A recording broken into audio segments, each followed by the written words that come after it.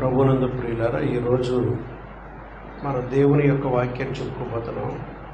అదేంటంటే జయించు వానికి దేవుడు ఆశీర్వాదాలు. మనం ఏమి జయించాలి అనేటువంటి దాని మీద ఈరోజు ప్రకటన గ్రంథంలో 2-3 అధ్యాయాల నుంచి మనం ఈరోజు ధ్యానం చేసుకోబోతున్నాం. మనం మొదట దేవుడు ఏ సంఘాన్ని గురించి చెప్తున్నాడంటే ఎఫెసు సంఘాన్ని గురించి దేవుడు చెప్తున్నాడు. ఇది ప్రకటన గ్రంథం 2వ అధ్యాయం 1 నుంచి 7 వచనాలు ఆల్రెడీ మనం చదువుకున్నాం. ఆ చివరిలో ఏమంటానంటే నీవు మొదటి ప్రేమను విడిచితివని నేను నీ మీద ఒక తప్పు మోపుతున్నానన్నాడు. ఇప్పుడు జయించువానికి దేవుడు ఏమి ఇస్తారని రాశాడు. అక్కడ చదవండి చివరిలో. అక్కడే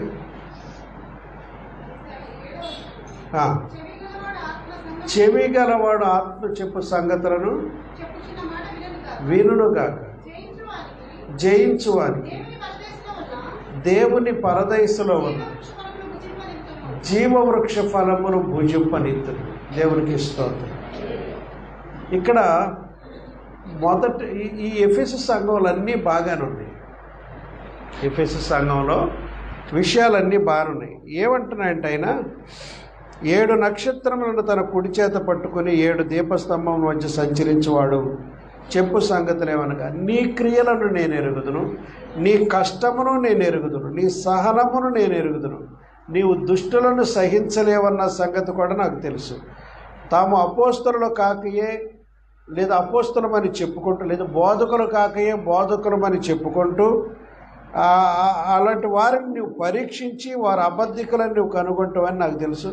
నీవు సహనము కలిగి నా నామము నిమిత్తము భారము భరించావని కూడా తెలుసు. అలయలేదని నేను ఎరుగుదును, అయినను నీ మీద నేను ఒక తప్పు మోపుతున్నానన్నాడు. ఇక్కడ ఏంటంటే దేవుడు మనల్ని పరిపక్వతలోకి నడిపించాలనుకుంటున్నాడు.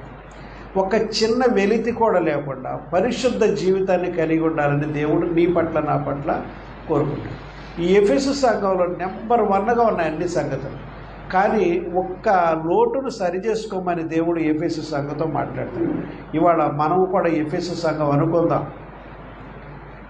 ఈ కైకలూరు పట్టణంలో ఉన్న ఈ సంఘం కూడా ఎఫెసు సంఘం అనుకుందాం. కాసేపు మనం ఎన్నో మంచి కార్యాలు చేస్తూ ఉండొచ్చు. కానీ చివరిగా ఆయన ఎఫెసు సంఘానికి హెచ్చరిక చేసిన విధానం ఏంటంటే ఏమంటాడమ్మా, నీకున్నటువంటి మొదటి ప్రేమను, నా పట్ల ఉన్న మొదటి ప్రేమను నీవు వదిలిపెట్టావని నీ మీద నేను ఒక తప్పు మోపుతున్నాను అంటున్నాడు. ఒక తప్పు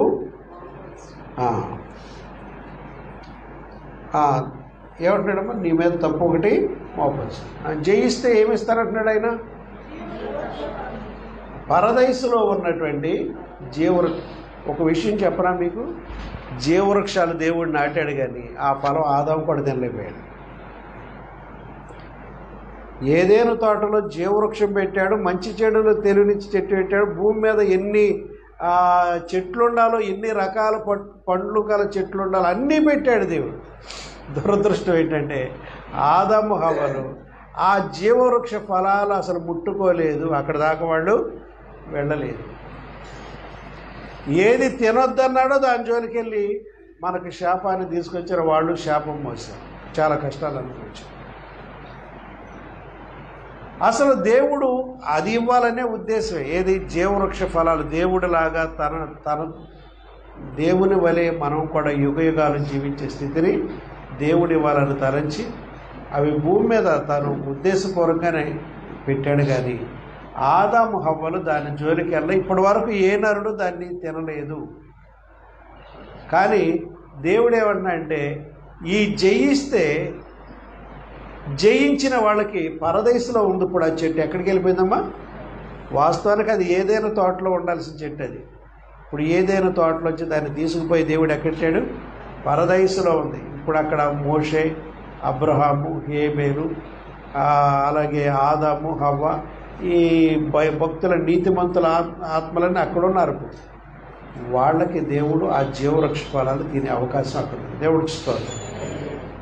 కాబట్టి జీవవృక్ష ఫలాలు భుజింపని ఇవ్వటానికి మనకి అవకాశం ఇస్తున్నాడు. ఏంటంటే అన్నీ బాగానే ఉంది, కానీ దేవుడు మనలో చెప్తున్నాడు ఏమంటున్నాడంటే, నీవు నా పట్ల ఉన్నటువంటి ఆ గొప్ప ప్రేమ నుండి దూరం అవ్వకు, నేను దాన్ని ఇష్టపడలేదు. ఎప్పుడు ఉన్నతమైన ప్రేమనే నా పట్ల కలిగి ఉండు అంటున్నాడు దేవుడు. దేవుడికి స్తోత్రం. ఎలాంటి ప్రేమమ్మా? పెళ్ళైన కొత్తలో భర్త పట్ల భార్యకి, భార్య పట్ల భర్తకి ఎలాంటి ప్రేమ ఉంటుందో ఆ తొలి ప్రేమ లాంటి ప్రేమ నాతో కలిగి ఉండు, నన్ను విడిచిపెట్టుకు, వేరే దేవతల వైపు ఇతర దేవుళ్ళ వైపు అటు చల్ల చెదర వెళ్ళిపోకు, నీ మనసు పాడు చేసుకో. నీవు నాతో ఇలా ఉంటే పరదేశంలో ఉన్న జీవవృక్ష ఫలాలు నీకు భుజింపనిస్తానంటాడు. ఈ సంఘంలో చాలా మంచి విషయాలే ఉన్నాయి, చాలా మంచి విషయాలు చెప్పాడు. నీ క్రియలు నాకు తెలుసు, నీ కష్టము నాకు తెలుసు, నీ సహనము, ఇవన్నీ మంచి లక్షణాలు కాదండి, తెలుసు నాకు. నీవు దుష్టులను సహింపలేవనియు, అపోస్తులు కాకే తాము అపోస్తులవని, అంటే పాస్టులు కాకుండా పాస్టులు చెప్పుకునే వాళ్ళని పరీక్షించి వారు అబద్ధికులని నీవు కనుగొంటావని, నీవు సహనము కలిగిన నా నిమిత్తము భారం భరించావు, నా కొరకు ఎంతో భారాన్ని భరించావు. అలా భరించి అలసిపోలేదని నేను, అయినను మొదట నీకుండిన ప్రేమ ఇప్పుడు నా పట్టలేదు. ఏదో వస్తున్నావు, నామకార్థం కూర్చుంటున్నావు, వెళ్ళిపోతున్నావు, కానీ నీవు నా పట్ల తొలి ప్రేమ చూపించినంతగా ఇప్పుడు లేదు నీ సంఘానికని దేవుడు మన మీద ఒక నేరాన్ని మోపుతున్నాడు. దేవుడికి స్తోత్రం. అంటే ఏంటంటే ఇక్కడ జయించాల్సింది ఏంటంటే ఆత్మీయంగా మనం చల్లారిపోయామని చెప్తున్నాడు. ఆధ్యాత్మిక ఎలా ఉన్నాడు? చల్లారిపోయిన స్థితిలో సంఘం. కొత్తగా రక్షణ పొందినప్పుడు ప్రార్థనలో ఉత్సాహం ఉండేది, చక్కగా పాటలు ఆసక్తి పాడావు, ఇప్పుడు మౌనంగా కూర్చుంటున్నావు అంతే. ఏంటో పోగొట్టుకున్న వాళ్ళ చప్పట్లు కొట్టట్లా, నోరు గొంతెత్తి పాడట్లా, చల్లబడిపోయిన స్థితిలో మనం ఉండమని చెప్తున్నాడు. కాలక్రమేణా నీవు దేవునిలోకి రావటం వెళ్ళటం అనేది ఒక యాంత్రికంగా మారిపోయిందని కూడా దేవుడు చెప్తున్నాడు. కాబట్టి మనం సేవ చేయటం మాత్రమే సరిపోతుంది, ఆ సేవను కూడా ప్రేమతో చేయాలి. దేవుడికి స్తోత్రం. మత్తయి సువార్త 22వ అధ్యాయము 37వ వచనంలో, మత్తయి సువార్త 22వ అధ్యాయం 37వ వచనంలో, అందుకైన దేవుడు ఎలా ప్రేమించాలి దేవుడిని అంటే, నీ పూర్ణ హృదయముతోను, నీ పూర్ణ ఆత్మతోను, నీ పూర్ణ మనసుతోను నీ దేవుడైన ప్రభువును ప్రేమింపాలని చెప్తున్నాడు. ఎలా ప్రేమించాలంటే దేవుడిని? నీ పూర్ణ హృదయంతో, పూర్ణ ఆత్మతో, పూర్ణ శక్తితో, పూర్ణ బలముతో నీ దేవుడైన యెహోవాను ప్రేమించాలి. నీ శక్తి, యావత్ శక్తితో దేవుడిని ప్రేమించాలి. అలాంటి ప్రేమే నాకు కావాలి, ఇంకా దానికి తగ్గిన ప్రేమ నాకు వద్దు అని దేవుడు కోరుతున్నాడు. దేవుడికి స్తోత్రం. కాబట్టి మనం చేసే ప్రతి పని కూడా ఏదో చేస్తున్నాం అనేది కాదు, కానీ ప్రేమతో దేవుని పని ఎప్పుడూ చేయాలి. ఏమండి, ఉదాహరణకు అంటానండి, ఈ చేపలేసే పని నేను ఎవరికన్నా అప్పచెప్పాను అనుకోండి, నేనే చేయాలా, ఇంకెవరు చేసేవాళ్ళు లేదని బాధపడుతూ చేయకూడదు, ఇష్టపూర్వకంగా చేయాలి. నా యేసయ్య సన్నిధిని అలంకరిస్తున్నాను, నా దేవుడు నడయాడేటువంటి స్థలాన్ని నేను తుడుస్తున్నాను, ఆయన నేను గణపరుస్తున్నాను అంటూ ప్రేమతో చేయాలి. నేను సేవ చేయటం కూడా ఇక్కడి నుంచి ఇది అయిన తర్వాత సాలిపెట్టి వెళ్తారు కదా, ప్రభువా నీతో కలిసి పని చేయటం నా ధన్యత, నా వయసు ఉన్నంత వరకు, నాకు ఆరోగ్యం ఉన్నంత వరకు నీ సేవ చేస్తాను, మీతో పాటు నేను నడుస్తున్నాను, నేను కలిసి ఆ ఊరు వెళ్తున్నాను అనుకుంటూ వెళితే, ఆ ఊరు వెళ్ళే దారి ఒకప్పుడు నేరోగా ఉండేది, కారు వేసుకెళ్తే ఎదరేదైనా వెనక్కి తిప్పలేము, అంత కఠినంగా ఉండేది దారి, కాలగట్టు దారి. కానీ ఇప్పుడు అది 2 లారీలు తప్పుకుని దారి చేశాడు ప్రభువు నేను నడవటం వల్ల. దేవుడికి స్తోత్రం. అంతకుముందు గుడి ముందున్న దారి కూడా వాళ్ళ ఇళ్లలో వాడు నీళ్ళు వదిలేసి చీలమండ లోతు బురద అయిపోయింది భవనారాయణ గారి ఇంటి దగ్గర. చాలా కష్టంగా ఉండేది ఆ దారి, ముసలాళ్ళు రాత్రులు రాలేకపోయారు ఆ ప్రార్థనకు అక్కడ. కానీ ఇప్పుడు ఆ దారి ఎలా మారింది తెలుసా? ఒక రాజుగారి రథం వెళ్ళే దారిలాగా మారిపోయింది. దేవుడికి స్తోత్రం. ఎందుకనంటే ప్రభువు పని ఇష్టంగా చేయాలి. నీ సేవ చేయటం నాకు చాలా సంతోషం ప్రభు అంటూ నోటితో మాట్లాడుకుంటూ వెళ్తాను ఆ ఊరిని. కాబట్టి సేవ చేసేవాళ్ళు ఇష్టంగా ప్రేమతో చేయాలి, పరిచర్య చేసేవాళ్ళు కూడా ఇష్టం చేయాలి. నువ్వు భారం మోస్తున్నా ఆ భారాన్ని ఇష్టంగా మోయాలి దేవుడి కొరకు. మనం ఏది చేసినా సంతోషంతో చేయాలండి. దేవుడికి స్తోత్రం. ఎలా చేయాలమ్మ దేవుని? నువ్వు దేవుడి సన్నిధికి రావటం, వాడు అయ్యగారికి సన్నిధికి వెళ్ళకపోతే ఫోన్ చేస్తాడేమో అన్నట్టు రాకూడదు. నా ప్రభువు కోసం తెల్లవారుజామున లేచి స్నానం చేసి చక్కటి బట్టలు వేసుకుని ఉత్సాహంతో ఆయన సన్నిధికి వెళ్తాను. ఆయన సన్నిధిలో పాడతాను, సాక్ష్యం ఇస్తాను, చప్పట్లు కొడతాను, ఆరాధన చేస్తాను. ఒక గొప్ప మనసుతో సంతోషంతో నా యేసయ్యను కలుసుకుంటాకి వెళ్తున్నాను. ఆయనతో ప్రయాణం చేస్తున్నాను. ఆయనతో నేను ముచ్చటిస్తాను. నా భావాలు, నా మనోభావాలు దేవుడి సన్నిధి ఆశతో రావాలండి. దేవుడికి స్తోత్రం. ఆ ప్రేమ ఎప్పుడు కొంచెం కూడా తగ్గిపోనివ్వకూడదు దేవుడి పట్ల. దేవుడికి స్తోత్రం. ఆ ప్రేమను మనం కలిగింది. దేవుడు ఈరోజు నీతో మాట్లాడేది. ఒకవేళ నువ్వు నామకార్థంగా వచ్చి అంటున్నావు, అలా కాదు. దేవుడు అది ఇష్టపట్ల. చల్లారిపోయిన తను దేవుడికి అక్కర్లా. వెచ్చని మంచిగా ఉండేటువంటి ప్రేమను దేవుడు నీ నుండి నా నుండి ఆయన కోరుకుంటున్నాడు. దేవుడికి స్తోత్రం. రెండవది ఏంటంటే బైబిల్ గ్రంథంలో ప్రకటన గ్రంథం 2:8-11 వచనాలు అక్కడ మొదట చెప్పుకున్నది ఎఫెసు సంఘం, రెండోది చెప్తాను నేను. స్మరణ సంఘం గురించి దేవుడు మాట్లాడు. 2:8-11 అండి. ప్రకటన గ్రంథం 2. స్మరణలో ఉన్న సంఘపు దూతకి ఎలాగూ రాయము, మొదటి వాడును కడపటి వాడునై ఉండి మృతుడై మరలా బ్రతికిన వాడు చెప్పు సంగతులేవనగా, నీ శ్రమను దరిద్రతను నేను ఎరుగుదును, అయినను నీవు ధనవంతుడివే. తాము యూదులమని చెప్పుకొనుచు యూదులు కాక సాతాను సమాజపు వారి వలన నీకు కలుగు దూషణ నేను ఎరుగుదును. నీవు పొందబోవు శ్రమలకు భయపడకము. ఇదిగో మీరు శోధింపబడినట్లు అపవాది మీలో కొందరిని చెరలో వేయింపబోచున్నాడు. 10 దినములు శ్రమ కలుగును. మరణము వరకు నమ్మకముగా ఉండము. నేను నీకు జీవ కిరీటం ఇచ్చేదను. సంగములతో ఆత్మ చెప్పుచున్నమాట చెవి గలవాడు వినుగాక.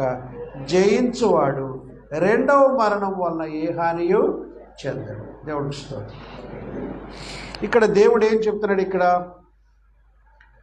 నీ శ్రమని నేను ఎరుగుదును. చాలామంది అనుకుంటున్నా ఆ శ్రమలు దేవుడికి ఏం తెలుసు. శ్రమలు, నువ్వు పడుతున్న శ్రమలు తెలుసు ఆయనకి.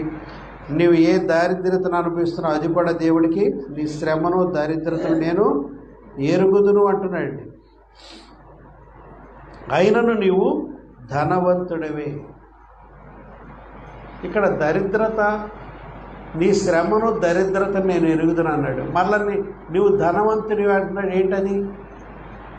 మనకు శ్రీమంతుడైన దేవుడు ఉన్నాడు మన పట్ల. దేవుడికి ఇస్తాడు. ఆయన నీ తండ్రి కాడా? ఆయన దానికి నువ్వు వారసురాలో కదా, వారసుడో కదా. అది ఆయన మన ధనవంతుడు అంటే దేవుడిని బట్టి ధనవంతుడు. నేను పేదదాన్ని అంటే బేదదాన్ని అని ఆ బేదరపుల అర్హత ఎవరి దగ్గర? మేము దిక్కులేనివాడు అంటే పేదోడు అనవద్దు. మన శ్రీమంతుడైన దేవుని బిడ్డలు. హల్లెలూయా. ఇవాళ నీ జేబులో రూపాయి లేకపోయినా నువ్వు శ్రీమంతుడి బిడ్డవే. నీ పర్సులో రూపాయి లేకపోయినా, ప్రస్తుతానికి ఏమి లేకపోతే లేనట్టు కాదు, మనం ఉన్నవాళ్ళం. ఎవరున్నాడు? నేను ఉన్నవాడని అన్నాడుగా దేవుడు. ఆయన ఉన్నాడు నీతో. నీకు అవసరమైన ప్రతి సమయంలో ఆయన నీకు సహాయం చేస్తాడు. ఎంతవరకైనా నీ కొరకు ఆయన సహాయం చేశాడు. తన ప్రాణాన్ని నీ కొరకు ఇచ్చాడు. మనల్ని ప్రేమించుచూ ఉన్నాడు. కంటిన్యూస్ టెన్స్ వాడాడు అక్కడ రోమపత్రిక. మనల్ని ప్రేమించుచూ ఉన్నటువంటి. హల్లెలూయా. ఆయనకు మన పట్ల ఏమీ ప్రేమ తగ్గలేదు. హల్లెలూయా. నైను నీవు ధనవంతుడివే. తాము యూదులమని చెప్పుకొనొచ్చు యూదులు కాక సాతాను సమాజపు వారి వలన నీకు కలుగు దోషం నేను. తాము యూదులమని చెప్పుకుంటున్నారు అంటే యూదులు కాదంటే వాడు. కానీ ఎవరు? సాతాను సమాజం. ఇప్పుడు 2 రకాలైన సంఘాలు ఉన్నాయి భూమి మీద. దేవుని సంఘము, సాతాను సంఘం. కొంతమంది దేవుని బిడ్డలుగా నటిస్తూ సాతానుకు బానిసలుగా బ్రతుకుతున్న బ్రతుకులు ఉన్నారు. కొంతమంది త్రాగుడు మానని వారు, వ్యభిచారం మానవారు, అబద్ధాలు మానవారు, మోసం అక్రమ జీవితాలు మారిన వారు కూడా కలిసిపోయి ఉన్నారు దీంట్లో. వాళ్ళ వల్ల నీతిమంతులైన బిడ్డలు కొన్ని శ్రమలు వస్తాయి. దేవుడికి వస్తారు. ఏమంటాడమ్మా? తాము యూదులు అని చెప్పుకుంటున్నారు, క్రైస్తవుడు అని చెప్పుకుంటున్నారు, కానీ క్రైస్తవులు కాదు. కాక సాతాను సమాజపు వారి వల్ల నీకు కలుగు దోషణ నేను ఎరుగుదును. నీవు పొందబోవు శ్రమలకు భయపడకుము. ఇదిగో మీరు శోధింపబడినట్లు అపవాది మీలో కొందరిని చెరలో వేయింపబోచున్నాడు. వాడి వల్ల ఒకవేళ శ్రమ వస్తే 10 దినాలు శ్రమ కలుగును. నేను నీకు మరణం వరకు నీవు నమ్మకముగా ఉండము, నేను నీకు జీవ కిరీటాన్ని ఇస్తానంటాడు. హల్లెలూయా. ఏమండి ఇంకేమంటాడండి?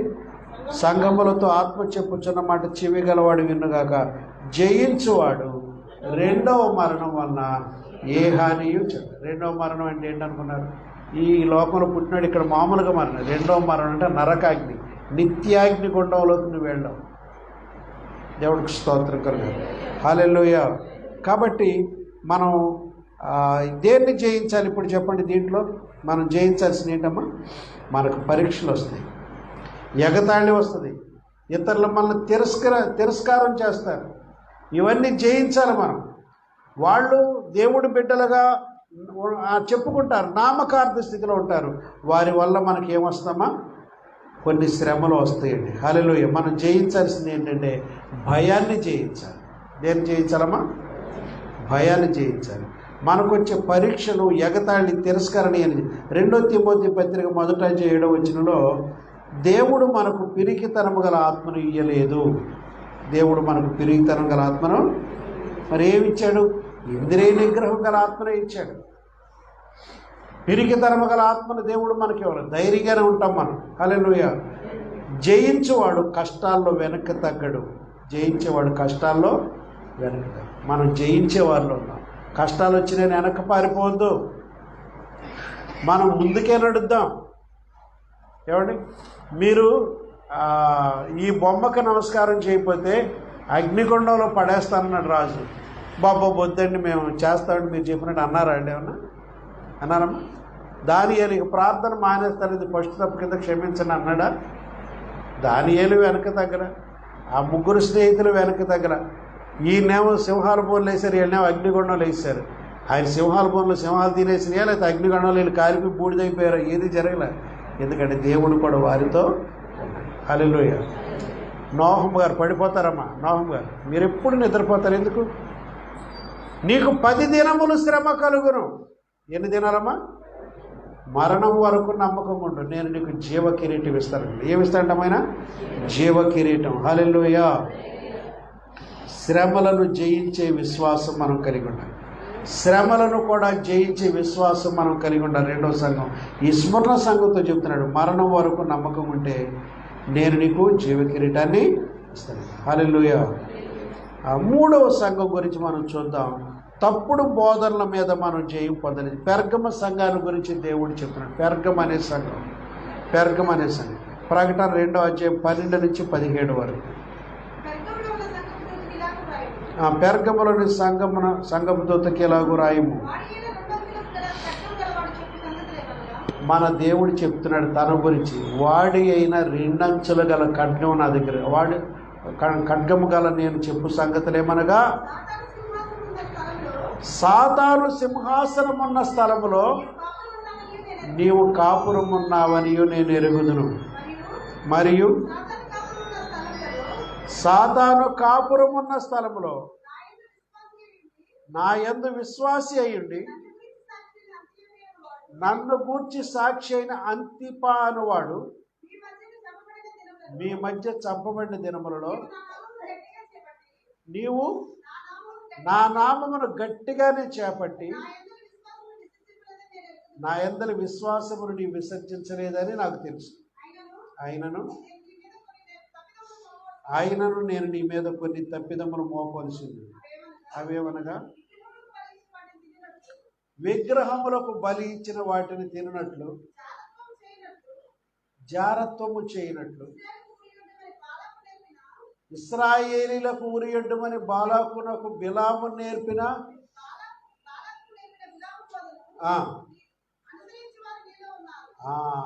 బిలాము బోధన అనుసరించే వాళ్ళు మీలో ఉన్నారా?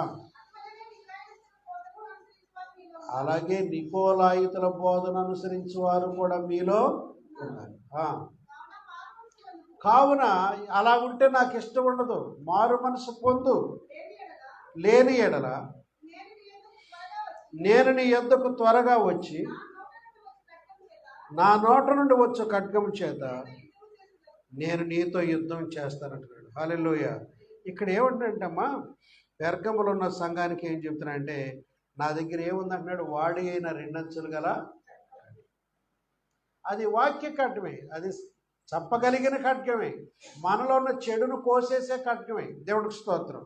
వాడి అయిన రెండంచుల ఖడ్గము గలవాడు చెప్పు సంగతులు ఏమనగా, సాతాను సింహాసనం ఉన్న స్థలములో నీవు కాపురం ఉన్నావు. నీ చుట్టూ అంతా సాతాను వర్షిప్స్ ఉన్నటువంటి ప్రాంతాల్లో నీవు ఉన్నావు. సాతాను సింహాసనం వేసి కూర్చున్నాడు. ఇదంతా నా పట్టణం, ఇదంతా నా ప్రజలు అనుకున్న చోట వీళ్ళు ఉన్నారంట సంఘం.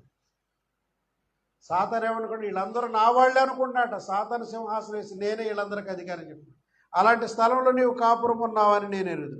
మరియు సాతాను కాపురం ఉన్న ఆ స్థలములో నా యందు విశ్వాసి అయ్యుండి నన్ను గూర్చి సాక్షి అయిన అంతిపానువాడు మీ మధ్యను చంపబడ్డాడు. అంతిపానేవాడిని దేవుడి కొరకు గట్టిగా సాక్షి ఉంటే అతను చంపేశారంట. ఆ ప్రాంతంలో సాతాను సంబంధమైన మనుషులు. చంపండి దినములో నీవు నా నామమును గట్టిగా చేపట్టి నా వలన నా యందరి విశ్వాసమును విసర్జించలేదని నేను ఎరుగుదును. అయినను నేను నీ మీద కొన్ని తప్పిదాలు నేను మోపుతున్నాను అంటున్నాడు. ఆ తప్పిదాలు ఏంటండి? అవేవనగా, విగ్రహములకు బలి ఇచ్చిన వాటిని తినుటకు. ఈ రెండు తప్పిదాలు నీలో కనబడుతుంది అన్నాడు ఆ సంఘం. పెర్గమ సంఘంలో సాతాను సింహాసనం అక్కడ ఉంది, సాతాను సంబంధించిన ఈ విషయాలు ఎక్కువ జరుగుతున్నాయి. కానీ అక్కడ సంఘం ప్రజలు ఉండి కూడా వీళ్ళు ఏం చేస్తున్నారంటమ్మా, విగ్రహాలకు బలిచ్చిన వాటిని తినేస్తారు. విగ్రహాలకు బలిచ్చిన వాటిని, మన విగ్రహ అర్పణ అనిపించింది ఏమీ లేదని చెప్పేవాళ్ళు కొంతమంది అన్నారు. మా పాస్టర్లో హనీ జాన్సన్ అనేవాడు ఒకడు.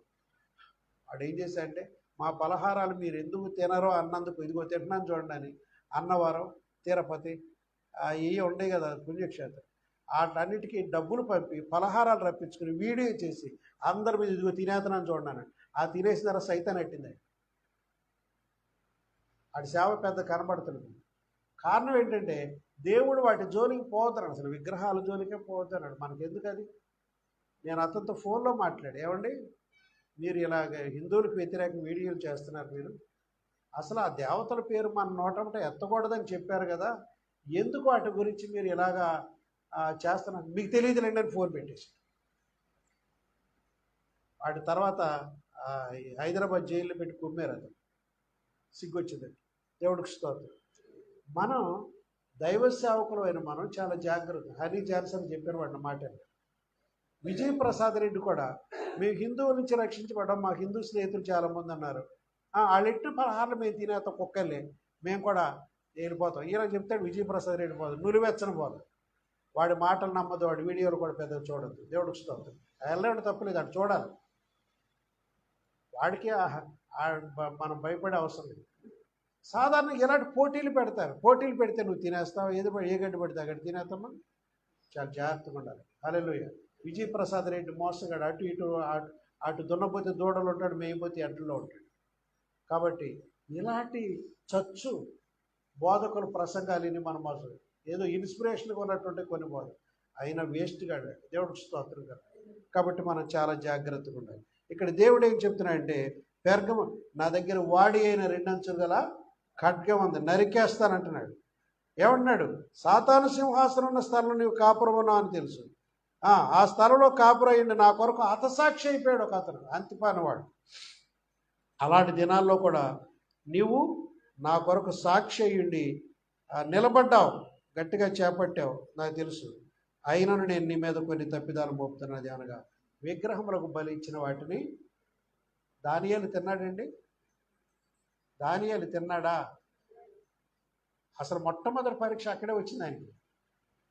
ఆ రాజు బలిచ్చిన మాంసాలు తీసుకొచ్చి వీళ్ళకు కూడా పెట్టండి పాపం, రాజు కుటుంబం పుట్టారు పాపం, మా ఏ భోజనం మా చౌక భోజనం పెడితే మంచి భోజనం పెట్టండి, రాజకుమారుడు రోజు 200-300 కర్రీస్తో భోజనం చేస్తారు, వాళ్ళు ఇష్టం వచ్చిన తింటారు, మన దగ్గరకు వచ్చారు రాజకుమారుడు అని మంచి భోజనాలు ఆఫర్ చేశాడు. కానీ ఆయన గుర్తించింది ఏంటంటే, ఇది విగ్రహారాధనకు సంబంధించింది, మనం దాన్ని ముట్టుకోవద్దని దాన్ని దూరంగా ప్రభువు కొరకు దాన్ని రుచులు వదులుకున్నాడు. తర్వాత ఆ దేశంలో గొప్ప ఉద్యోగం వచ్చింది. తర్వాత తనకి ఇష్టమైన కొనుక్కుని తిన్నాడు. దేవుడికి స్తోత్రం. ఆ సుప్రీం జడ్జి లాంటి అయ్యాడు ఆ దేశానికి, న్యాయకర్త అయ్యాడు. తన సోదరులను కూడా మంచి స్థితిలో పెట్టాడు. హల్లెలూయా. కాబట్టి ప్రియమైన దేవుని బిడ్డలు, ఇక్కడ ఏం చెప్తున్నానంటే దీంట్లో పెర్గము సంఘాన్ని గురించి తప్పుడు బోధనలపై జయం. ఏంటిదమ్మా తప్పుడు బోధ? ఏంటి ఇక్కడ? విగ్రహాలు పెట్టిన తినేయచ్చు అని నేను చెప్పాను అనుకోండి, నేను తినడానికి అందరూ తినేస్తారు. ఎక్కడ పడితే అక్కడ భోజనం వెళ్ళిపోతారు. అవి మనం చేయకూడదు. దేవుడికి స్తోత్రం. ఇంకా లోకంతో మనం కాంప్రమైజ్ అవ్వకూడదు. ఈ రోజుల్లో సగం సత్యం చెబుతూ సగం లోకంలో జీవిస్తున్నవాడు చాలామంది ఉన్నారు. అలాంటి వాటికి మనకు దేవుడు ఏం చేస్తారు? రోమపత్రిక 12:2 వచ్చిన చూడమ్మా, మీరు ఈ లోక మర్యాదను అనుసరించక ఉత్తమమును అనుకూలమును సంపూర్ణమై ఉన్న దేవుని చిత్తమేదో పరీక్షించి తెలుసుకున్నట్లు మీ మనస్సు మారి నూతన మొగట వలన రూపాంతరం పొంది. దేవుడికి స్తోత్రం. ఏమంటారమ్మా? మీరు ఈ లోక మర్యాదను అనుసరించదు. లోక మర్యాదలు చాలా ఉన్నాయి, కానీ ఆ పద్ధతుల్లో మనం పోతే దేవుడి చేతుల్లో అయిపోతాం. మన దేవుడి చేతిలో ఖడ్గం ఉంది, అది గుర్తుపెట్టుకోవాలి. ఏమంటాడమ్మా? మీరు ఈ లోక మర్యాదను అనుసరించక ఉత్తమమును అనుకూలమును సంపూర్ణమై ఉన్న దేవుని చిత్తం మీద పరీక్షించి తెలుసుకొన్నట్లు మీ మనసు మారి నూతన మొగట వలన రూపాంతరము సత్యం కోసం నిలబట్టమే విజయం. హల్లెలూయా. సత్యం కొరకు నిలబట్ట విజయం. అదే తప్పుడు బోధల మీద జయం పొందితే దేవుడు ఏమిస్తానని చెప్పాడు? చివరి వచనంలో ఈ 17వ వచనంలో ఏం చెప్పాడమ్మా? సంఘములతో ఆత్మ చెప్పుచున్న మాట చెవిగలవాడు విన్నగా జయించు వానికి మరుగై ఉన్న మన్నాను. ఎప్పుడు మరుగైపోయింది మన్నా? ఇశ్రాయేలు కనాన దేశంలో అడుగు పెట్టగానే అది అయిపోయింది, పైనుండి వచ్చే మన్నా. అప్పటి వరకు మన్నా తిన్నారు. ఎంత శక్తివంతులుగా ఉన్నారు. రాజులు చూసి జడుచుకున్నారు వాళ్ళ శక్తిని, వాళ్ళ యొక్క దారుణ్యాన్ని చూసి. మోయాబు రాజు భయపడిపోయి బిలామును పిలిపించుకున్నాడు. వీళ్ళు ఏంటి ఇలా బలవంతులుగా ఉన్నారు, వీళ్ళు నేను జయించలేను, బలిసిన ఎడ్లులాగా ఉన్నారు ఏంటి అని భయపడిపోయి. అది ఆ శక్తికి మూల కారణం ఏంటంటే దేవుని ఆహారాన్ని తిన్నారు. దేవుడికి స్తోత్రం. నేను మీకు కూడా చెప్తున్నా, వాక్యం కూడా మన్నాయి. మనం చదివే బైబిల్ గ్రంథం కూడా కొంతమంది బైబిల్ బూజెట్టేసి ఉంటాయి, దులుపుకుని వస్తారు ఆదివారం నాడు. నువ్వు రోజు చదవటానికి ఇచ్చాడు, అది నీకు ఆత్మీయ మన్నా. అది తింటే నువ్వు ఏ రోగం ఉండదు నీకు. దేవుడికి స్తోత్రం. హల్లెలూయా. జయం వింటున్నావా? నాకు చదువు రాదు సార్, ఏం చేయనంటున్నావా? ఉత్తరం వస్తే పాడేసేవాడవా? మనం ఏం చేసాడు? ఎవరో ఒకరు బతిమాలు చదివి. అసలు ఆసక్తి అనేది ఉంటే మనం ఏదో విధంగా ఆ వాక్యాన్ని మనం వినాలని ఆసక్తి ఉంది. దేవుడికి స్తోత్రం. ఇవాళ టీవీల్లో వాక్యం వస్తుంది, చక్కని సందేశాలు వస్తాయి. అది కూడా మంచోళ్ళు వినండి, యోగ్యమైన సేవకులు వినండి. ఎవరు పడితే ఆ వాక్యాలు వినేది తప్పుడు బోధనలోకి వెళ్ళిపోతాం. కాబట్టి చాలా జాగ్రత్తలు. కాబట్టి ప్రియమైన దేవుని బిడ్డలారా, ఇక్కడ ఏమంటున్నామా? ఎవరైతే జయిస్తారో, దేన్ని జయించాలని చెప్పాడు ఇక్కడ? తప్పుడు బోధనలు మనం చేయొచ్చు. ఏంటి ఆ తప్పుడు బోధ? విగ్రహములకు బలించిన వాటిని తినేయొచ్చని. అమ్మా జాగ్రత్త. అక్కడ ఒక వ్యక్తులు చెప్పాడు. ఏంటంటే వాళ్ళు ఎవరమ్మా? నికోలాయితుల బోధ. నికోలాయితులు అనేవాళ్ళు ఆ దినాలు ఉండేవాడు. నికోలా అనేవాడు శిష్యుడు, నికోలా అనేవాడు ఆ గురువు, వాళ్ళ శిష్యుడు నికోలాయితులు అనేవాడు. వాళ్ళు ఏమన్నాడంటే వాళ్ళు కూడా బోధలు చేశారు. శరీరం వేరు, ఆత్మ వేరు. శరీరంతో చేసిన పాపాలు మన ఆత్మకంటాం. శరీరంతో పాపం చేయొచ్చు, త్రాగొచ్చు, తిరగొచ్చు, ఏదైనా చేయొచ్చు, అది ఆత్మకు అంటదు అని ఇలాంటి బోధలు చేస్తే బోల్డ్ మంది వచ్చేసారు వాళ్ళ సంఘానికి. పర్లేదు, ఇదేదో బాగుందో మనకంటూ వాళ్ళ సంఘాలు పెద్ద కరమండి. కానీ నికోలాయితుల బోధ ఏంటిదమ్మా? తప్పుడు బోధ. ఏం బోధమది? నువ్వు కూడా అలాగే భావిస్తున్నావా? గుడికి వెళ్ళటం, మర్యాదపూర్వకంగా వెళ్దాం, శరీరాన్ని మన ఇష్టానుసారం వాడుకుందాం అని చెడ్డదనుకుంటే ఏదో నికోలాగాడి శిష్యురాలను అయ్యటం, శిష్యుడు అని అయ్యటం. మనం అలా జీవించకూడదు. దేవుడికి స్తోత్రం. మనం నిజాయితీగా ఉండాలి, పరిశుద్ధతగా ఉండాలి. మీ దేవుడు పరిశుద్ధుడై ఉన్న ప్రకారం మీరును అన్ని విషయాల్లో మీ చూపు, మీ మాట, మీ పడక, నడక, ప్రవర్తన అంతట్లో మనం ఎలా ఉండాలంటే దేవుడు మన పరిశుద్ధులుగా ఉండటానికే పిలిచాడు. దేవుడికి స్తోత్రం.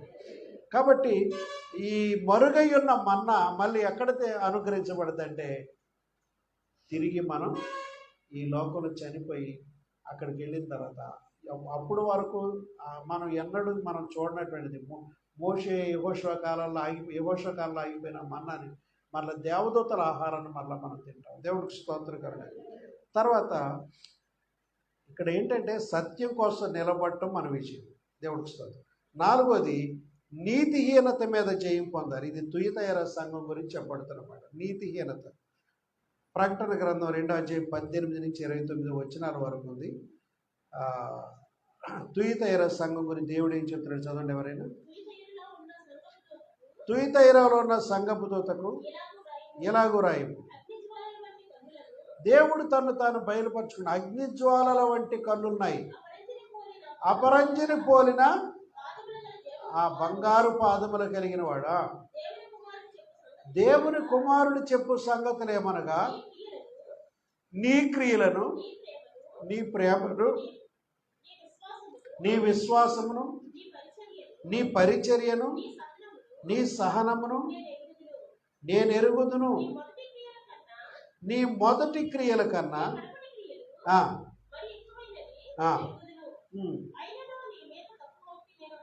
నువ్వు మొదట చూపించిన ప్రేమ కంటే కడపడి ఎదుగుతున్నా కొద్ది నా పట్ల ఎక్కువ అనురాగం పెరిగింది. అది నాకు తెలుసు అన్నాడు. ఎఫెసు సంఘం గురించి ఏమన్నాడు? మొదట ప్రేమ నీ దగ్గర లేదన్నాడు. ఈ సంఘం గురించి ఏమన్నాడంటే నువ్వు మొదట చూపిన ప్రేమ కంటే ఇప్పుడు నువ్వు నా ఎడల మరింత ప్రేమ కలిగి నడుస్తున్నావు అనే అప్రిసియేషన్ ఉంది. దేవుడికి స్తోత్రం. ఆయనను నేను నీ మీద తప్పు ఒకటి మోపవలసి ఉన్నది. ఏమనగా తాను ప్రవక్తిని అని చెప్పుకొనుచున్న యెజబేలు స్త్రీని. యెజబేలు ఎవరు ఇంతకీ? ఆహాబు భార్య కదా. ఆవిడ ఎలా ఉండేదంటే ఒక వేశ్య లాంటి జీవితం ఆవిడ జీవించింది. నీతియుక్తమైన జీవితం జీవించింది ఆవిడ. ఇక్కడ ఏమన్నా ప్రవక్తిని అని చెప్పుకుంటుందట. ఏమని చెప్పుకుంటావా? ఆవిడ ఇజ్రాయెల్ దేశంలో 850 మంది తన దేశం నుంచి ప్రవక్తలు తీసుకొచ్చి, అన్య ప్రవక్తలు తీసుకొచ్చి, విగ్రహారాధన ప్రవక్తలు తీసుకొచ్చి ఇజ్రాయెల్ దేశంలో పెట్టి దేవుని పరిచర్య అంతా నష్టం చేసింది. దేవుని పరిచర్య అంతా తాను కూడా ఏం చెప్పి నేను కూడా ఒక ప్రవక్తనే అని చెప్పుకుందట. తాను ప్రవక్తనే అని చెప్పుకొనుచున్న యెజబేలు స్త్రీని నీవు సంఘములో యెజబేలు ఆత్మ కలిగినటువంటి బిడ్డలుగా మనం ఉండకూడదు. యెజబేలు అంటే కొంతమంది ప్రవచనాల కోసం పరిగెత్తారు. అక్కడ ఎవరికో ప్రవచనం వస్తుందంట, వాళ్ళు ఏదో చెప్తున్నారంటని పరిగెత్తి అక్కడికి ఇక్కడికి పరిగెత్తారు. సంఘం అక్కడిది ఇక్కడ పరిగెత్తి అక్కడ. నీ వాక్యం నీ చేతిలో ఉంది. దేవుడు నీతి నియమాలను నీ చేతిలో పెట్టాడు. దీన్ని అనుసరించి నీ స్థానిక సంఘంలో అడిగి తెలుసుకుంటే సరిపోదు. దేవుడికి స్తోత్రం. ఎవరు పడితే వాళ్ళ మాటలు మనం నమ్మకూడదు. ఒక ఆయన 4-5 గేదెలు పోగొట్టుకున్నాడు తామరపల్లిలో. ఏటో వెళ్ళిపోయింది. ఆయనకి పార్షియల్గా గుడ్డితనం వచ్చింది. ప్రోగ్రెసివ్ బ్లైండ్నెస్ అని నిదానంగా కంటి చూపు నష్టపోయింది. రాఘవ వాళ్ళ తండ్రి, ఫోటో స్టూడియో రాఘవ వాళ్ళ తండ్రి అలా చూస్తూ ఉండేవాడు. ఆ గొడ్లు ఇటు వెళ్ళిపోయింది, దారి తప్పి వెళ్ళిపోయింది. ఆయన ఎవరో గుడివాడలో ఎక్కడో ఒక ప్రవక్తిని ఉందట, ఆవిడ ఇలాంటి సంగతి చెబుతాట అని ఆవిడ దగ్గరికి వెళ్ళాడు. అమ్మ నా ఈ పశువులు పని నరుడా, అవి ఎప్పుడో దేశ సరిహద్దులు దాటి వెళ్ళిపోయినాయి రా, ఇక రావురా అందని. సరే నిరుత్సాహంతో వచ్చేసాడు. సెకండ్ నా దగ్గరికి వచ్చాడు. నేను ఏదని చెబుతానని. మేమేం చెప్తే ఇలాంటి లేనిపోయినాయి చెప్పటానికి మా దగ్గర అలాంటి వరాలు లేవు. వచ్చి బాబాయ్ వరుస మా ఇంటి పేరు. బాబాయ్, నీ వస్తువు, నీ కష్టార్జితం నీ వస్తువు, వాటి మీద దేవుడు ముద్ర ఉంటుంది. ఎంత దూరం వెళ్ళిపోయినా దేవుడు నీ వస్తువులు నీకు తిరిగిస్తాడయ్యా. నువ్వు భయపడక ప్రార్థన చేసుకో. తప్పులు ఏమైనా ఉంటే దేవుడిని క్షమాపణ వేయడు. నీ వస్తువు మీద నీ దేవుడు ముద్ర ఉంటుంది. నీ వస్తువులు ఎటు పోనేవాడు దేవుడు నీకే ఇస్తాడు. ఆయన పాపం మన మాట నమ్మి సర్లే దేవుడు ఇస్తాడంటే ఒక సంతోషంగా ఆయన కూడా తప్పులు సరి చేసుకుని ప్రార్థన చేసుకుని కనబడినాడు కల్లా మా గేదెలు ఎలా ఉంటాయి, కొమ్ములు ఎలా ఉంటాయి, ఒకటి ఎర్రది ఒకటి నల్లది ఏవి చెప్తాడు కదా. కొమ్ములు ఎలా ఉంటాయి. ఒకడు ఇలాంటి 4 గేదెలు పలానోడు కట్టేసాడని కొన్నాళ్ళు కబురు వచ్చింది. ఎవరో ఒకరితో ఆచూకీ వచ్చేసింది. తర్వాత వెళ్ళి వాళ్ళకి ఏదో కొద్దిపాటి డబ్బులు ఇచ్చి బేపినందుకు ఎన్నాళ్ళు ఆ గొడ్డుని తోలు తెచ్చుకున్నాడు. దేవుడికి స్తోత్రం. నాకు వరం ఉండి చెప్పలా, నా దగ్గర అలాంటి వరాలు లేవు. ఎవడు అన్న వస్తువులు ఈ ఇంట్లో కన్ను వేశారు, దొంగలు ఎక్కడికి వెళ్ళారు, ఎక్కడ దాచిపెట్టారు, ఏంటి నాకు తెలియదు అసలు. అలాంటి వరాలు నా దగ్గర లేవు. అని నేను చెప్పాను, అది నీ వస్తువు, నీ కష్టార్జిత మీద దేవుడు ముద్ర ఉంటుంది. అన్యాయంతో తెచ్చుకునే కాదుగా, నీ కష్టార్జిత దాని మీద దేవుడు ముద్ర ఉంటుంది. నీకు చెందిన వాటిని దేవుడు ఎవరికి ఇవ్వడు, నీ వస్తువులు నీకే వస్తాయి. కంగారు పడని ప్రార్థన చేసుకున్నాను. దేవుడికి స్తోత్రం. ఒకప్పుడు మా ఇంట్లో ఉన్నటువంటి వస్తువులు కూడా పోయినాయి. అమ్మగారి 9 చీరలు, నా జేబులో డబ్బులు ఒక అమ్మాయి పట్టుకుపోయింది. ఎవరు ఒక అమ్మాయిని తీసుకొచ్చారు, మా తమ్ముళ్ళు ఇద్దరు రాజమండ్రిలో. ఆ అమ్మాయిని మేము వాళ్ళు పాడు చేస్తారని మన దగ్గర పెట్టుకుని, ఆవిడ బ్రాహ్మణ అమ్మాయి అంటే ఆవిడకి వెజిటబుల్స్ నెయ్యి వండి పెట్టి నేతితో తాలింపులేసి అమ్మగారు పెట్టి జాగ్రత్తగా చూసింది. ముందు వాడిపోయిన మొక్కతో వచ్చింది, మన దగ్గర కొంచెం బాగానే ఉంది. ఆ పిల్ల చక్కగా మంచి భోజనం పెట్టి శ్రద్ధ చూపి.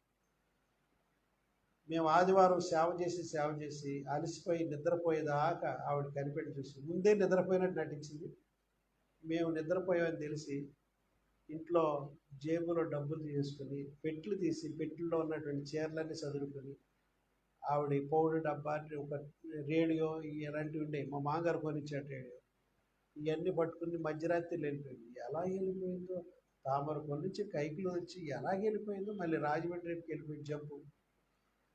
నేను ఆవిడని మెల్లిగా బుజ్జగించి ఆవిడ అడ్రస్ తెలుసుకుని రిప్లై కార్డుతో లెటర్ రాసా వాళ్ళకి, మీ పిల్ల ఎక్కడ ఉంది తీసుకెళ్ళమని. ఈ లోపల నాకు ఈ పిల్ల వెళ్ళిపోయింది, రిప్లై కార్డులో నాకు ఎవడు అందుకోలేదు, ఆ లెటర్ వెనక్కి వచ్చేసి అడ్రస్ తప్పాను. సరే ఆవిడ అడ్రస్ తప్పు చెప్పింది. సరే మధ్యరాత్రిలో చూసుకుంటే పిల్ల లేదు ఇంట్లో. ఏమైపోయిందని ఆ పొలాలు చుట్టుపక్కల మా తమ్ముడు వాళ్ళు వీళ్ళందరినీ కొట్టి, అరే పిల్ల లేదంటే మా దగ్గర లేదని మాకు తెలియదు. వీళ్ళది ఎతికించి కైకులూరు దాకా పంపించి రైల్వే స్టేషన్ బస్ స్టాండ్ ఎతికిస్తే లేదు, వెళ్ళిపోయింది. ఇద్దరు కుర్రాళ్ళని ఒక అథారిటీ లెటర్ రాసిచ్చి స్టాంప్ వేసి, ఈ పిల్ల పలాని పేరు గల అమ్మాయి మా దగ్గర ఉంది, వాళ్ళ తల్లిదండ్రులకు ఉత్తరం రాశారు తీసుకెళ్ళమని. మరి ఆ పిల్ల ఇలా వచ్చి మా దగ్గర 2 రోజులు ఉందండి, ఇలా వెళ్తే ఇవన్నీ తీసుకుపోయింది. ఒకవేళ దొరికితే మా సామాన్లు మాకు ఇప్పించండి, పోలీసు వారికి ఒక లెటర్ రాసి పిల్లలకి చెతకంటారు. ఒక రాజమండ్రి దాకా వెళ్ళి ఎవరు దొరకలేదని, సినిమాకి వెళ్ళిపోదాని వెళ్తే హౌస్ఫుల్ అని బోర్డులు పెట్టారు. సరే ఇంటికి వెళ్ళిపోదాని రైల్వే స్టేషన్కి వచ్చారండి. రైల్వే స్టేషన్లో బల్ల మీద రేడియో పెట్టి కూర్చున్నట్టు ఒకడు ఆ పిల్ల దగ్గర ఉంచుకొని రైల్వే పోలీసు వాళ్ళు తీసుకొచ్చి చూపించారు. తీసుకెళ్ళి లోనెట్టి ఆ పిల్లని తీసుకెళ్ళి పోలీస్ స్టేషన్ కూర్చోబెట్టి నాకు ఫోన్ చేశారు, నన్ను రప్పించారు. నేను వెళ్తే డబ్బులు ఇవ్వాల్సి వస్తుంది కదా, డబ్బులు కొరకండి పిలిపించారు. వెళ్ళండి, నా ఎదురుకుండా అడుగుతారు ఆ అమ్మాయిని, నేను పోలీసుడు ఎంత తెలివైన సార్, ఈ పాస్ట్ గారు నీ మీద చేయేసాడా, నేను ఏమన్నా చేట్టుకున్నాడా, కాలట్టుకున్నాడా, ఏమన్నా అన్నాడా అని అడిగారు. పాస్టర్ గారు దేవుడయ్య అలాగ మమ్మల్ని అనలేదయ్యా, మంచి భోజనం పెట్టారు, వస్త్రాలు ఇచ్చారు, నన్ను అమ్మగారు అయ్యగారు చాలా ప్రేమగా మంచి సాక్షి చెప్పింది, దేవుడికి ఇస్తారు. అప్పుడు ఆవిడ దగ్గర ఉన్నాయని మాకు ఇచ్చేసి, సరే ఏంటంటే పాస్టర్ గారు మా దగ్గర తాత్కాలిక ఫీజు తీసుకున్నాడు 300 మాకు ఇచ్చేసారు. దేవుడికి స్తోత్రం. ప్రియమైన దేవుని బిడ్డలారా, మా దగ్గర ఏయో వరాలు, అతీతమైన వరాలు అయితే మన దగ్గర ఏమి లేవు. సాధారణమైన భక్తి చేస్తాం దేవుడి పట్ల, మోకరించి దేవుడిని అడుగుతాం, దేవుని మీద భారం పెడతాం. కానీ మా దగ్గర ఎవరో అతీతమైన వరాలు నేను చెప్పుకుంటారే, ఆ వరాలన్నీ మా దగ్గర అయితే లేవు. కొన్ని వరాలు దేవుడు వాగ్దానం చేసిన వరాలు ఉన్నాయి, ఆత్మ వరాలు, దెయ్యాలు వెళ్ళగొట్టే వరం, ప్రవచన వరం, భాషలు మాట్లాడే వరం, కొన్ని వరాలు ఉన్నాయి దేవుళ్ళు. అవి దేవునికి ఇష్టమైతే ఇస్తాడు, వాటి కొరకు మనం ప్రార్థన చేసుకోవటం వరకే. కానీ ఇప్పుడు అతీతమైన వరాలు ఏవి మా దగ్గర ఏవి లేవు. దేవుడికి స్తోత్రం. దేవుని వాక్యాన్ని చెప్పే వరం ఒకటి ఉంది, దేవుడికి స్తోత్రం. కాబట్టి ప్రియమైన దేవుని బిడ్డలు, ఇక్కడ ఏ సంఘం గురించి చెప్పుకున్నామా? నీతిహీనత మీద జయం, అదేనా? తుయితైన సంఘం గురించే కదా. ఇక్కడ జయించవలసింది ఏంటంటే నైతికంగా పతనమైపోయిన స్థితిలో ఉన్నారు. యువతకు ఇది పెద్ద పోరాటం. ఏమండి, 1 కొరింథీ 6:18 అక్కడ ఏమని రాయబడిందంటే, వ్యభిచారము నుండి పారిపోవుడి అని ఉంది. వ్యభిచార క్రియల నుండి. యోసేపు యోసేపు అనేటువంటి కుర్రాడు వ్యభిచారం కొరకు ప్రేరేపించబడితే నేను ఇలాంటి పని చేయను, నేను దేవుడిని నమ్ముకోనండి, ఆ స్త్రీ దగ్గర నుంచి పారిపోతాడే, అదనమాట క్రైస్తవ జీవితం అంటే. దేవుడికి స్తోత్రం కలుగును. హల్లెలూయా. ఇక్కడ తుయతైర సంఘం నైతికంగా పతనమైన స్థితిని చూపిస్తుంది. యువతకు ఇది పెద్ద పోరాటం. యువతులు ఉంటారే సంఘంలో, మీరు చాలా జాగ్రత్తగా ఉండాలి. పాప ఆకర్షణలు ఉంటాయి, పాపానికి తగ్గ శోధనలు మీ మీదకి వస్తాయి. కానీ ఆ ప్రలోభాలకు మీరు లొంగకుండా మిమ్మల్ని మీరు కాపాడుకోవాల్సిన వారై ఉన్నారు. దేవుడికి స్తోత్రం. ఈ పాపపు శోధనలు జయిస్తే దేవుడు ఏమిస్తున్నాడమ్మా? 18 అమ్మా 29 వచ్చింది, 2:29 కొంచెం పైన. నేను 25, నేను వచ్చే వరకు మీకు కలిగిన దాన్ని గట్టిగా పట్టుకొనుడి. నేను నా తండ్రి వలన అధికారం పొందినట్లు జయించుచు అంతం వరకు నా క్రియలు జాగ్రత్తగా చేయడానికి జనుల మీద అధికారం ఇచ్చేదను. దేవుడికి స్తోత్రం. అంతేకాదు, మరియు అతనికి వేకువ చుక్కని ఇచ్చేదను అంటున్నాడు. దేవుడికి స్తోత్రం. నీతిహీనత మీద మనం జయం పొందాలి. హల్లెలూయా. నీతి తప్పిన జీవితాలు మనం జీవించకూడదండి. నీతియుక్తంగా మనం ఈ లోకంలో జీవించాలి. దేవుడికి భయపడి బ్రతక. ఏదో ఒక అయ్యగారు చెడిపోయిన అయ్యగారిని మాదిరిగా పెట్టుకోవడం, సంఘంలో ఎవడో చెడిపోయిన మనకు ఆధార పురుషుడిగా పెట్టుకోకూడదు. మనం యేసుక్రీస్తు, ఏ పాపము లేని నిర్దోషి అని యేసు ప్రభువునే మనం ఆదర్శంగా పెట్టుకోవాలి. తర్వాత 5వది ఏంటంటే, ఆ సార్దిస్ సంఘం, ప్రకటన గ్రంథం 3:1-6 వచనాల్లో ఆత్మీయంగా వాళ్ళు మృత స్థితికి వెళ్ళిపోయారటండి. సార్దిస్ సంఘం ఎలాగైపోయిందంటమ్మా? ఆధ్యాత్మికంగా చచ్చిన స్థితికి వెళ్ళిపోయింది ఆ సంఘం. అంటాడు దేవుడు 3:1-6 వచనాల్లో, నీవు జీవించుచున్నావన్న పేరు మాత్రం ఉన్నది కానీ నీవు మృతుడవే. 3:1-2 నీవు అన్న పేరు మాత్రం ఉన్నది కానీ నీవు మృతుడవే. జయించవలసింది ఏంటంటే, కేవలం పేరుకే విశ్వాసులు సంఘానికి వస్తున్నారు కానీ వాళ్ళ హృదయం చల్లబడిపోయిందని దేవుడు మాట్లాడుతున్నాడు. ఎలా ఉన్నారమ్మా? సార్ది సంఘం ఎలా ఉన్నారు? విశ్వాసము మృతము. నిజమైన జీవితం అంటే ఏంటంటే అంతర్గతంగా మార్పు కలిగిన జీవితమే నిజమైన జీవితం. ఏంటంటే నటన కాదు, అంతర్గతంగా మార్పు పొందిన జీవితమే నిజమైన జీవితం. దేవుడికి స్తోత్రం. 3వ అధ్యాయంలో మనం చెప్పుకున్నట్టుగా దీనికి ఏం చెప్తున్నాడు దేవుడు ఇక్కడ? 3:1-6 వచనాలు కదా. ఇక్కడ ఏం చెప్పాడు?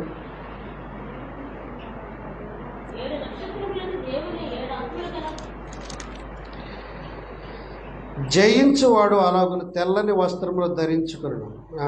4 అయితే తమ వస్త్రములను అపవిత్రపరచుకొనని కొందరు సార్దీసులోని యొద్ద ఉన్నారు.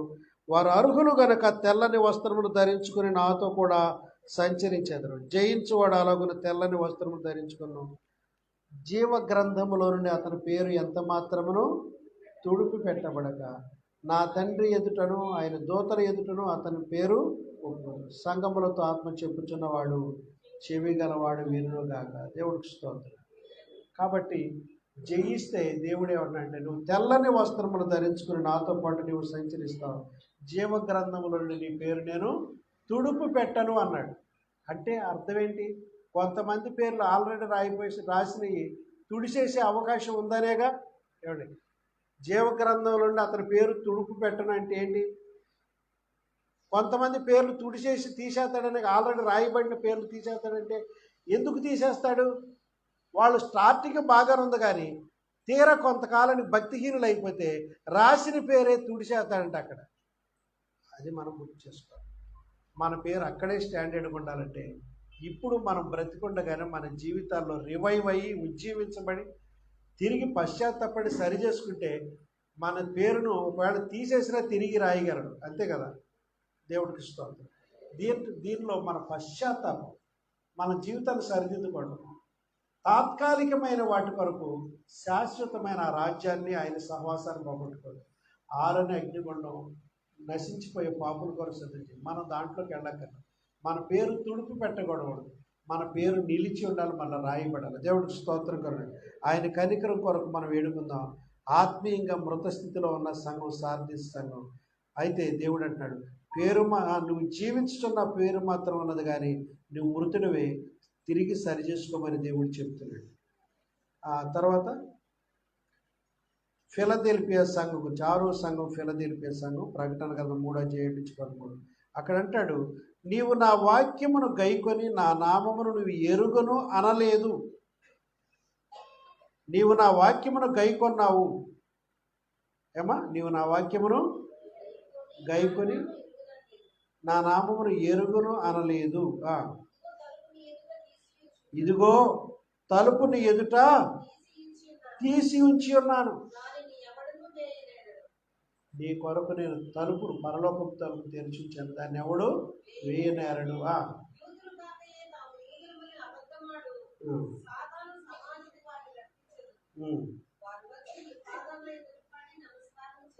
హల్లెలూయా.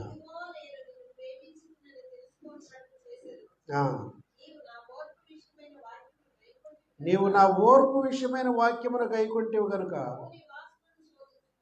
భూనివాసులను శోధించుటకు లోకమంతటికి రాబో శోధన కాలములో నేను నిన్ను కాపాడేదను. నేను త్వరగా వచ్చుచున్నాను.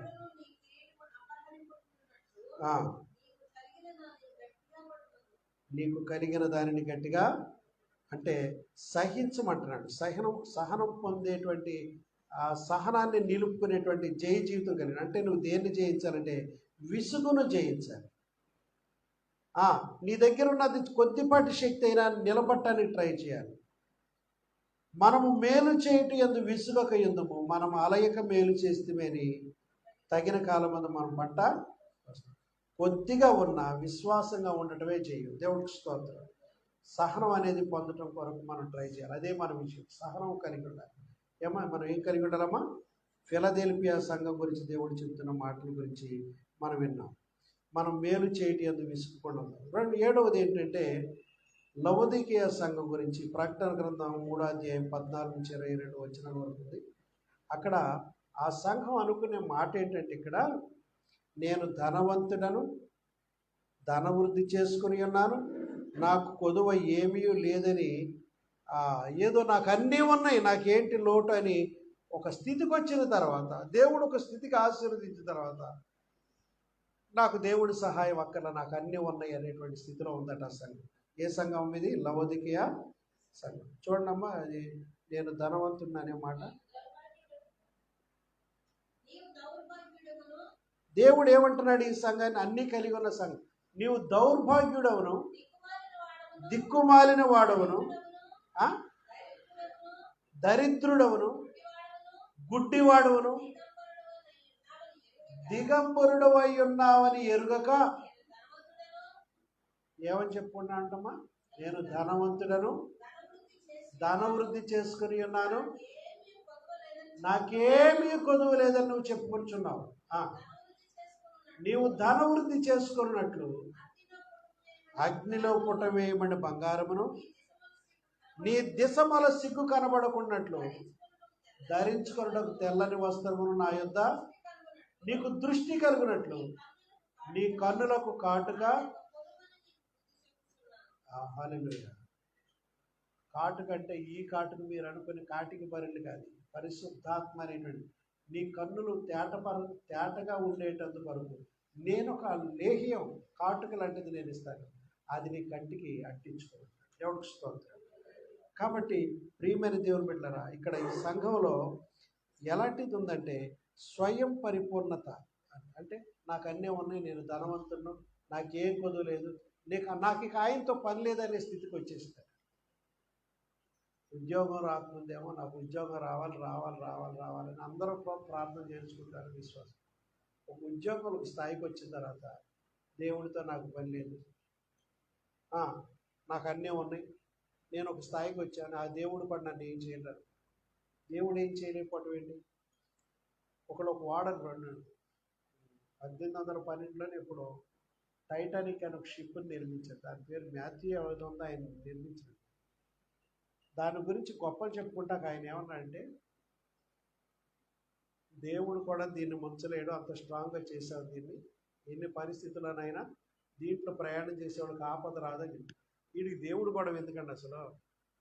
ఇది చాలా సురక్షితం అని చెప్పుకోవచ్చు. అంతవరకు పర్లా చాలా స్ట్రాంగ్గా ఇనపతో చేసాం బాగుందని అనవచ్చు. మీ ప్రాణాలకి ఇన్సూరెన్స్ ఉంది, మీకు దీంట్లో ప్రయాణం చేసే 3 నెలలు 6 నెలల ప్రయాణం ఇంత టికెట్ అని పెట్టుకున్నాం. కాస్ట్లీ అఫైర్ అది. అయితే తన గొప్పలు తను చెప్పుకోవచ్చు. కానీ ఏమన్నాడు? దేవుడు కూడా దీన్ని ఉంచలేడు, అంత సురక్షితం అన్నాడు. సరే, దాని కొరకు టికెట్లు ధనవంతులు మాత్రమే కొనుక్కోగలిగారు. ఓ పాస్టర్ నాలాంటి వాడు రిటైర్ అయిపోయాడట. రిటైర్ అయిపోయి సంఘం కొంత డబ్బులు చేసి, అయ్యా మీరు రిటైర్ అయ్యారు కదా, సంఘంలో కొంత డబ్బులు పోగు చేసి మీకు ఇస్తాం, ఇల్లు వాకిలు ఏదో కొనుక్కోండి అన్నారట. కాదు కానీ నాకు ఆ ఓడలో ట్రావెల్ చేయడానికి నాకు నా భార్య 2 టికెట్లు కొనిపెట్టండి రా అన్నాడు సంఘాన్ని. సరే, డబ్బులు చాలా తక్కువగా ఉన్నాయట. మళ్ళీ చందాలు వసూలు చేసి వాళ్ళు ఇవ్వగలిగినంత ఇచ్చారు, మళ్ళీ చందాలు పోగు చేశారట. డబ్బులు పూర్తవలా. ఒక $50 $100 తగ్గినట. ఇచ్చిన వాళ్ళకి ఇవ్వలేక ఆగిపోయారట. $100 పరిధిలో, అంటే మన డబ్బులు ₹100 పరిధిలో వీళ్ళు ఇంక కొనలేకపోయారు. అది కొనేసుకున్న వాళ్ళకి వెళ్ళిపోయారు. ఈ పాస్టర్ గారి నిరుత్సాహంలో కూరుకుపోయి, మనం ఇంతకాలం సేవ చేశాం కదా, సరదాగా ఒక 6 నెలలు 3 నెలలు తిరిగి వద్దాం అనుకుంటే మన దేవుడికి దాని మీద ప్రయాణం చేయటం ఇష్టం లేదు అని కిందకి నేల మీద ఒరిగిపోయి, మోకాళ్ళ మీద ఒరిగిపోయి, దేవా మేమంటే నువ్వు కుళ్ళిపోతున్నావా? మమ్మల్ని ఇట్లా హుషారుగా ఉండటం నీకు ఇష్టం లేదా? మేము సంతోషంగా కొన్నాళ్ళు తిరిగి వద్దాం అనుకున్నాం, నీకు ఇష్టం లేదా? నీ దగ్గర $100 లేవా ప్రభువా? నీ దగ్గర ₹100 తక్కువైనా నీకు మాకు ఇవ్వటానికి, మా సంతోషాన్ని ఇలా ఆఫ్ చేయటానికి అంటూ ఇలా కింద అడిపోయింది. సరే 3 రోజులు సరిగా అన్నం తిన్నా. 3 రోజుల తర్వాత వార్త ఏంటంటే, ఆ వాడ నీటిలో ఉన్నటువంటి మంచు గడ్డను స్ట్రాంగ్గా గుద్దేసి వాడ పగిలి నీరు వెళ్ళిపోయి దాంట్లో ఉన్న చాలామంది ప్రయాణికులు చచ్చిపోయిన వార్త న్యూస్లో వచ్చింది. అప్పుడు మళ్ళీ మోకరించి అంటదట, దేవా నువ్వే ఆఫ్ చేసావు అది నన్ను, నేను నా భర్త వెళ్ళకూడదు, మేము ఒకవేళ దాంట్లో వెళ్ళి ఈ పాటి చచ్చిపోయి తేలిపోయాడు, నువ్వు మమ్మల్ని ఎంతో ప్రేమిస్తున్నావు దేవా అన్నట్టు. దేవుడికి స్తోత్రం, హల్లెలూయా. కాబట్టి కొంతమంది నీ స్ట్రాంగ్ గురించి చెప్పుకునేటప్పుడు దేవుడు కూడా ఏం చేయలేరంట. ఈ మధ్య 2025 జనవరిలో కాలిఫోర్నియా స్టేట్లో లాస్ ఏంజల్స్ అనేటువంటి సిటీ ఉంది, చిన్న పట్టణం. ధనవంతులు మాత్రమే ఉండే పట్టణం అది. సినిమా డైరెక్టర్లు, ప్రొడ్యూసర్లు, యాక్టర్లు, దాని నిర్మాతలు ఎవరు ఉంటారు కదా దర్శకులు, వీళ్ళందరూ ఉంటారు. దాంట్లో నాస్తికులు ఎక్కువ మంది ఉంటారు. అందగాళ్ళు ఉండే పట్టణం. దేవదూతల్లాగా అందగాళ్ళలాగా అలంకరించుకుని ఆడవాళ్ళు చాలా గొప్పగా రిచ్గా అలంకరించుకుని ఉంటారు. మేము దేవదూతలు లాంటి వాళ్ళమని చెప్పుకుంటారు. లాస్ ఏంజల్స్ అనే పట్టణం అదే. నాస్తికులు కూడా ఎక్కువ, అంటే దేవుడు లేడని చెప్పుకున్నాడు. సరే, ఫంక్షన్ జరుగుతున్నారు, అవార్డుల ఫంక్షన్ జరుగుతుందట. జరుగుతుంటే ఒక స్త్రీని, మన సుమ్మగారు లాంటి ఒక ఆవిడ పెట్టారు అక్కడ ప్రజల్ని ఎంకరేజ్ చేయడం. ఇదిగో పలానావిడి యాక్టరు, ఈవిడి ఇన్ని అవార్డులు గెలుచుకుంది, ఈవిడ కన్న తల్లిని కూడా ఆహ్వానిస్తున్నాను, అందరూ చప్పట్లు కొట్టండి చప్పట్లు కొట్టండి, ఈవిడికి కూడా ఒకటి బహుమతి ఇద్దామని ఇలాగా ఎంకరేజ్ చేస్తుంది. ఇలా చెప్పి వాళ్ళ గురించి వీళ్ళ గురించి చెప్తూ చివరిలో ఏమంటే, దేవుడికి ఏమీ లేవు బహుమానాలు, ఆయనకి ఇక్కడ ప్లేస్ లేదు, దేవుడికి 0. ఆ డిజిటల్ స్క్రీన్ మీద కూడా వేశారండి, గాడ్ అని పెట్టి 0 అని వేశారు దాన్ని. దేవుడికి ఏమీ లేవు బహుమానాలు.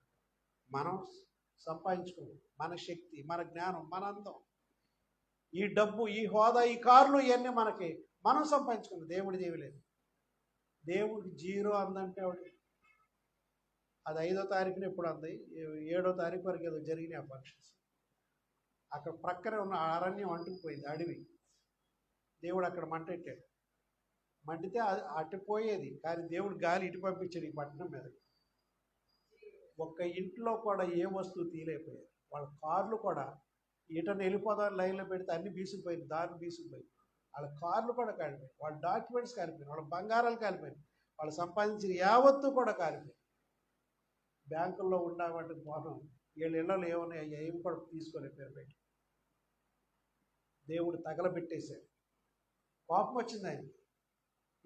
ఏమన్నారు వాళ్ళు? దేవుడు, వాళ్ళు ఇలాంటి వాళ్ళు స్వయం పరిపూర్ణత మీద ఉన్నారండి. మాకు అన్నీ ఉన్నాయి, మాకేం కొదవ, మాకు అన్నీ ఉన్నాయి, దేవుడితో కూడా పని లేదు అనుకునే వాళ్ళే. దేవుడు ఏం చేస్తాడు? ముంచన్న ముంచుతాడు, తగలబెట్టాను తగలబెట్టాడు, రెండింటిలో ఏదో జరుగుతుంది. కాబట్టి దేవుడి మీద ఎప్పుడు పోటీ పడద్దు.